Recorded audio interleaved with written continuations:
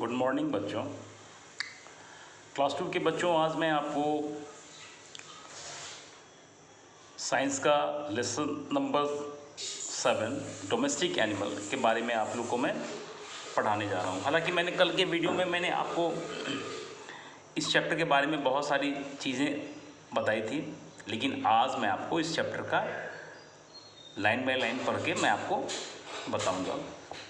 तो domestic animal क्या होता है, मैंने आपको बताया था कि वो जानवर जिन्हें हम अपने लाभ के लिए पालते हैं, अपने घर पे पालते हैं और घर के बाहर उनको रखते हैं, यानी अपने कंपाउंड के अंदर रखते हैं। घर के अंदर उन्हें हम नहीं रखते हैं, घर के बाहर रखते हैं, अपने कंपाउंड के अंदर रखते हैं।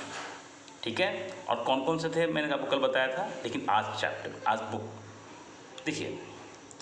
Real at the end of the lesson you will be able to, जब आप ये पाठ पढ़ के समाप्त करेंगे तो आप इस लायक बन जाएंगे कि आप क्या जानेंगे। पहला चीज़ क्या जानेंगे, realise that some animals can be kept at home and in farms.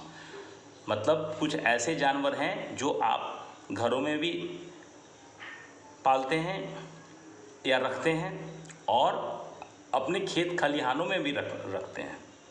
दूसरा, list the domestic animal and the things we get from thing, कि आप कुछ पालतू जानवरों के नाम लिखें और आप उनसे क्या क्या पाते हैं वो भी आप लिखें। ठीक है। आगे, some animals can be tamed. Tamed का मतलब होता है जानवरों का पालना। आप किसी जानवर को पालते हैं तो उसको अंग्रेजी में बोला जाता है टेमिंग। मतलब आप जानवरों को पाल रहे हैं। टेम मतलब पालना, टेम मतलब पालते हैं। तो some animals can be tamed, कुछ जानवर जो है वो पाले जा सकते हैं। ठीक है। We keep them in our house और इन फार्म्स, हम उन्हें अपने घरों पे या अपने मकानों में रखते हैं। ठीक है। दे आर डोमेस्टिक एनिमल, इन्हें हम क्या कहते हैं, पालतू जानवर कहते हैं। They are very useful to us, ये जानवर हमारे लिए बहुत उपयोगी होते हैं। ओके। अब इसमें पिक्चर में दिखाया भी गया है, बकरे का फोटो है, ऊंट का है, भेड़ का है। ठीक है। और दूसरे पेज में जो पेज नंबर 35 है उसमें आप जाएंगे तो आप देखेंगे कि ऊपर में जो उसका पहला लाइन शुरू करता है वो ये लिखा हुआ है कि animals that gives us food, जानवर जो हमें भोजन देते हैं।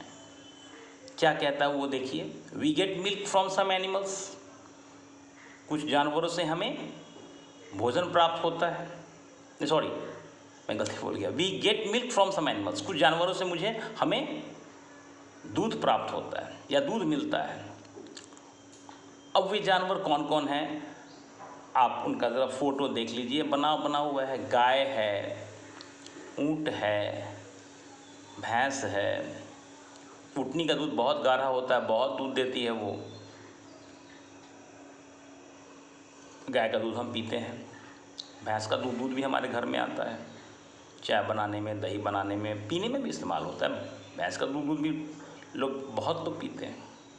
आप दिल्ली जाएंगे तो दिल्ली में तो भैंस का दूध पीने का ही रिवाज है। गाय के दूध बहुत कम लोग को देखेंगे आप पीते हुए। अब भैंस के दूध का ही वहाँ प्रचलन है। तो इसके अलावा बकरी की दूध भी होती है। बकरी की दूध बहुत उपयोगी होती है। जैसे डेंगू बीमारी का नाम आपने सुना होगा। डेंगू बीमारी होने के बाद वो मच्छर के काटने से होता है। तो डेंगू बीमारी होने के बाद हमारे शरीर में खून का प्लेटलेट्स बहुत कम हो जाता है और आदमी के मरने का खतरा बढ़ जाता है। तो दवाई के साथ साथ बकरी के दूध का भी उपयोग किया जाता है, क्योंकि बकरी का दूध में काफ़ी प्लेटलेट्स बढ़ाने की क्षमता होती है। तो वहाँ पे बकरी का दूध बहुत उपयोगी होता है। तो ये 4 जानवरों को मैंने नाम बताया जिसका दूध हम लोग मुख्य रूप से उपयोग में लाते हैं। अब देखिए, दूध से क्या क्या बनता है। Milk is use to make cheese, butter, ghees, curds and ice creams. दूध का इस्तेमाल हम लोग चीज़ बनाने में, मक्खन बनाने में, घी बनाने में, दही बनाने में और आइसक्रीम बनाने में करते हैं। आपके किताब में ये लिखता है, लेकिन दूध से तो बहुत कुछ बनता है। दूध से आपको पनीर भी बनाया जाता है, दूध से मिठाइयाँ भी बनाई जाती है, दूध से लस्सी भी बनाया जाता है, दूध से छेना भी बनाया जाता है। तो दूध बहुत उपयोगी है हमारे लिए, और दूध एक भोजन के रूप में भी हम ग्रहण करते हैं, क्योंकि दूध में बहुत सारी चीज़ें ऐसी होती हैं जो हमें एक साथ मिल जाती हैं, जो हमारे शरीर के लिए बहुत ही फ़ायदेमंद होता है। अब एक नीचे के लाइन में है कि we get eggs from some animals, कि हमें अंडे जो हैं वो कुछ जानवरों से मिलते हैं। अंडा भी हमारे भोजन का एक हिस्सा है।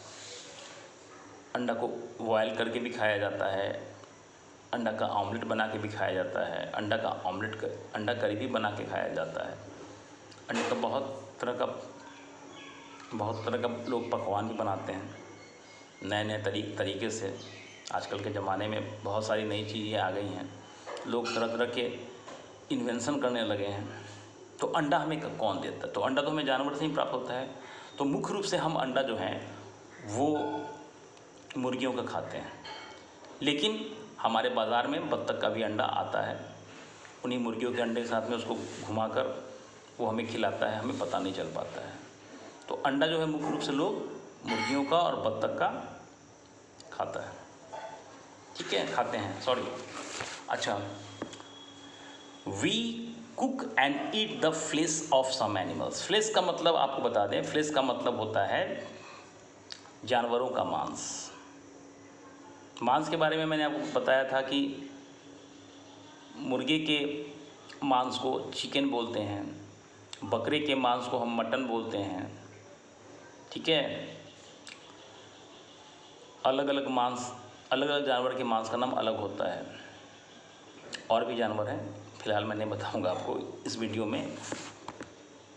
तो जानवरों का जो मांस होता है, कुछ ऐसे जानवर हैं जिनका मांस हम खाते हैं। जो मांसाहारी लोग होते हैं वो बड़े चाव से खाते हैं। अब आपका इसमें फ़ोटो दिया हुआ है, आप देखिए गौर से, मुर्गे का फ़ोटो दिया हुआ है, वो भी हम खाते हैं।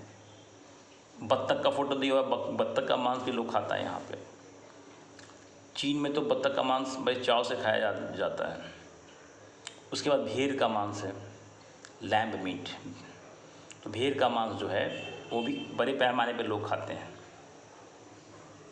आपके यहाँ बकरे का मीट लोग खाते हैं, लेकिन आप बेंगलोर जाइए, भारत के कई हिस्सों में जाइए, तो वहाँ पे भेड़ का मांस का खुला हुआ दुकान है। आप जाइए, मांस लीजिए और खाइए, पका कर खाइए आप उसको। फिर उसके नीचे एक बकरे का फ़ोटो बना हुआ है। बकरे का मीट तो लगभग बहुत लोगों के घर में बनता है, बहुत लोग खाते भी बड़े चाव से। उसके बाद क्रैब है, केकड़ा मुझे नहीं पता कितने बच्चे ने खाया होगा, लेकिन मैंने खाया है। अब हो सकता है बहुत बच्चों के पेरेंट्स ने भी खाया होगा। तो केकड़ा भी हमारे भोजन का हिस्सा है। हम उसे सी फूड कहते हैं, समुद्री भोजन कहते हैं। बहुत स्वादिष्ट भी होता है ढंग से पकाया जाए तो। और अंतिम तस्वीर है मछली का। जो हम लोग कहते हैं कि हाँ आज हमारे घर में मछली बना है, तो मछली बना है, तो मछली बना हुआ है कि क्या मतलब है? सही मायने में तो मछली का हम मांस ही खाते हैं ना।